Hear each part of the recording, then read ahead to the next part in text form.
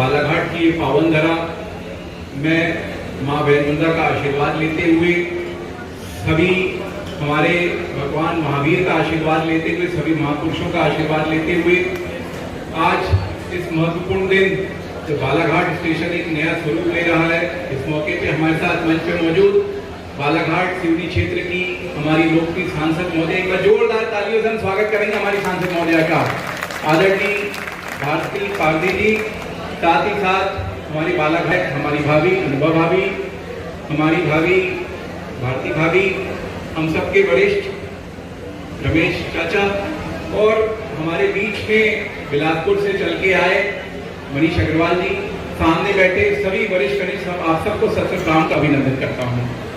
निश्चित ही ऐतिहासिक दिन, मुझे नहीं लगता कि हम में से किसी ने परिकल्पना की थी कि बालाघाट के स्टेशन का ऐसा स्वरूप भी बनेगा, राशि चाहे कितनी भी हो।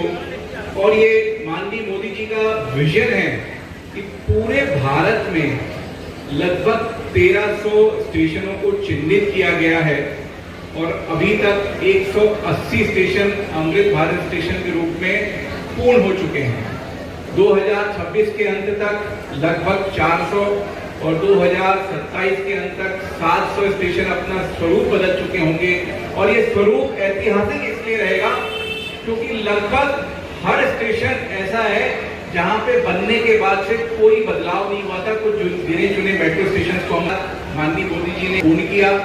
सिर्फ इतना ही नहीं किया, हम लोग यहाँ से लेके, मैं तो कटंगी विधानसभा है मेरी, लेके मैं कटंगी तक रास्ते में 5 रेलवे क्रॉसिंग होती थी और अक्सर ये होता था कि ट्रेन अगर एक जगह रुकी तो फिर रुकती थी। लेकिन ये माननीय मोदी जी का विजन है कि आज मैं बालाघाट से निकल के कटंगी तक जाता हूं और मुझे कहीं भी रुकने की जरूरत नहीं होती, लगातार आरोपी बन रहे हैं।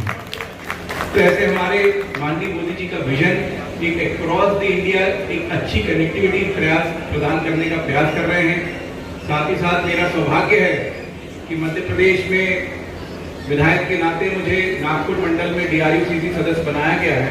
उस नाते हम लगातार हर बैठक में क्षेत्र की विभिन्न रेल समस्याओं को सामने लाते हैं और हमारा सबसे बड़ा सौभाग्य रहा कि हमारी सांसद जी के रहते हमारी रेल की समस्या जो सबसे बड़ी समस्या है कि डबल सेक्शन नहीं था, उसकी स्वीकृति मिली। एक बार जोरदार तालियां आज इस मौके पे हम पुनः हमारी सांसद जी को बधाई देना चाहेंगे कि ऐतिहासिक कार्य की स्वीकृति प्राप्त हुई है। इस कार्य के साथ जो रेल बार बार लेट होती थी, इस प्रकार की अनेक समस्याएं दूर होगी और निश्चित ही बालाघाट जिला जो कहीं ना कहीं मेन रेलवे ट्रैक से अछूता था, इस पूरी सुविधा के साथ इंडिया के हार्टलैंड में होने के साथ साथ आने वाले समय में एक इकोनॉमिक पावर के रूप में भी उभरेगा। ऐसी परिकल्पना के साथ पुनः आज के शुभ दिन की आप सबको बहुत सारी शुभकामनाएं, बहुत बहुत धन्यवाद। मेरे चाचा ने मेरे से निवेदन किया था कि एक बात जरूर रखना, और मैं आप सब की तरफ से पुनः सांसद जी वैसे प्रयास कर रही हैं, लेकिन पुनः आपके सामने निवेदन करूंगा कि पेंचवेली जो नैनपुर तक जाती है उसको 50-50 कर लेंगे। 3 दिन मंडला भेज दें, 3 दिन गोंदिया ला देंगे, ऐसा भी आप प्रयास करें। मुझे मालूम है सांसद जी ने तो आदेश ही करवा दी थी, फिर कहीं से वो रोक दिया गया है।